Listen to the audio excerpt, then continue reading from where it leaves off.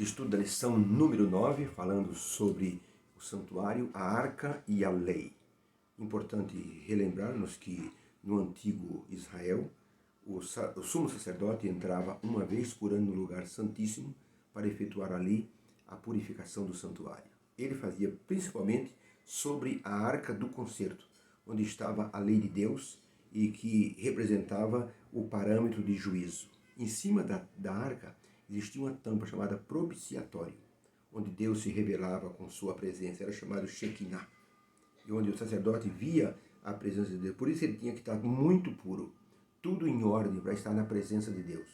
Ali então, o sangue de um bode era aspergido sobre a tampa da arca, o propiciatório, e o sacerdote saía para fora e transferia os pecados para o bode emissário, o bode Azazel. Uma pessoa especial era chamada e levado o bode para o deserto, símbolo de Satanás como autor dos pecados. Aí a pessoa estava livre dos pecados, o acampamento estava liberado, estava consagrado, estava purificado dos pecados. Quando a pessoa olha hoje para a cruz, Jesus é o nosso grande expiador. Ele nos limpa do pecado e nos deixa purificados do pecado. Por isso que João, ao olhar para o santuário do céu, ele no Apocalipse revelou que viu o santuário aberto e viu a arca de Deus. Qual é o medo que nós temos então? O medo de transgredirmos a lei de Deus e não pedirmos perdão. Quando Deus nos oferece a lei, é para a lei da liberdade. Um menino estava em Nova York, na ponta dos pés, tentando tocar uma campainha. Ele era pequenino e um homem passou e viu aquele esforço do menino na ponta dos pés e ele não alcançava. O homem disse: com licença, posso ajudá-lo? Sim. O homem levantou o menino, ele tocou a campainha, ele colocou o menino no chão. O menino olhou para ele e disse: moço, muito obrigado, mas é melhor a gente correr, porque a dona dessa casa é muito brava. Na verdade, o menino estava fazendo uma brincadeira que ia colocá-lo em dificuldade. Mas ilustra muito bem o que acontece com o ser humano pecador. O ser humano recebe de Deus as ordens de guardar a sua lei. Mas quando Deus mostra a lei, a pessoa corre com medo de ser assim condenada. Na verdade, a lei é para nos proteger. A lei é como uma cerca, nos protegendo do pecado. E por isso, a lei ela é eterna, porque representa Deus. Ellen White diz que antes que a terra fosse chamada à existência, já existia a lei de Deus. Os anjos são governados pelos princípios desta lei. E para que a terra esteja em harmonia com o céu, o homem também deve obedecer os divinos estatutos. Isso está no livro O Maior Discurso de Cristo, na página 45. A pergunta número 1 é: no santuário celestial, no lugar santíssimo, está a Arca da Aliança. O que há dentro dessa arca de tão importante? Aqui os textos. Apocalipse 11, verso 19. E eu, João, vi, e achou-se no céu o templo de Deus, e a arca da sua aliança foi vista no seu templo. E houve relâmpagos e vozes, e trovões, e terremotos, e grande saraiva, mostrando a importância da arca e o conteúdo da arca.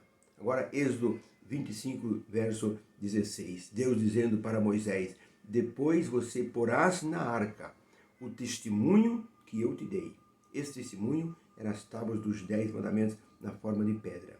Êxodo 31, 18, Deus dizendo: e Deus deu a Moisés, quando acabou de falar com ele no monte, as 2 tábuas do testemunho, tábuas de pedra, escritas pelo dedo de Deus.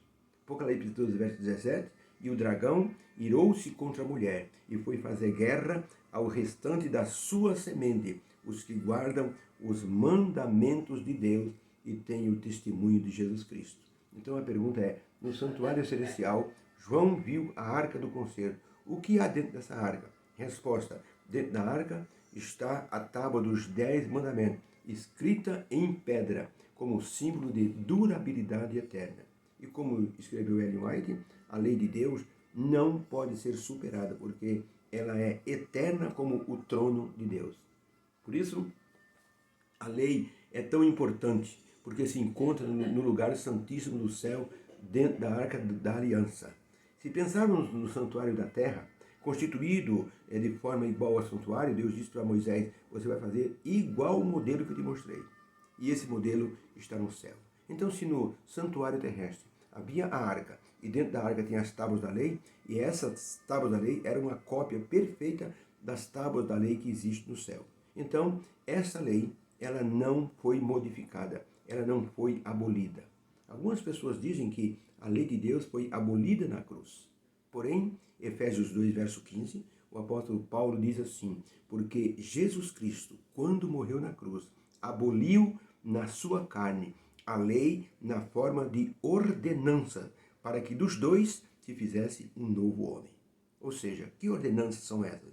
A ordenança de que a pessoa, quando pecava, levava um cordeiro diante do sacerdote, confessava o pecado, matava o cordeiro, o sacerdote aparava o sangue, colocava dentro ali nas pontas do altar e depois dentro do santuário, dizendo: o seu pecado está perdoado, está aqui, assim, simbolicamente dentro do santuário para ser extirpado no dia da expiação. A pessoa saía feliz, leve, matou o cordeiro no lugar dele. Então, o substituto cumpriu a função. Isso era um símbolo de Jesus morrendo na cruz. Isso era uma ordenança. Quando Cristo morreu na cruz, o véu do santuário, do templo, se rasgou de alto a baixo, como para representar: não existe mais necessidade de oferecer nenhum cordeiro, porque Jesus Cristo é o Cordeiro de Deus que tira o pecado do mundo. João capítulo 1, verso 29. Então, lá no céu, as tábuas da lei dentro do santuário representam que essa lei continua em vigor. Jesus Cristo não aboliu a lei moral. E, pelo contrário, ele aboliu a lei das ordenanças. O que é uma ordenança? É quando Deus colocou para que o povo seguisse essa ordenança. Por exemplo, Deus disse a Abraão: a partir de hoje, todo homem vai fazer um corte no seu membro para simbolizar que você pertence ao povo de Israel. Então, Abraão se circuncidou, Isaac circuncidou, Jacó, e continuou a geração até os dias de Jesus Cristo, até os dias do apóstolo Paulo. O apóstolo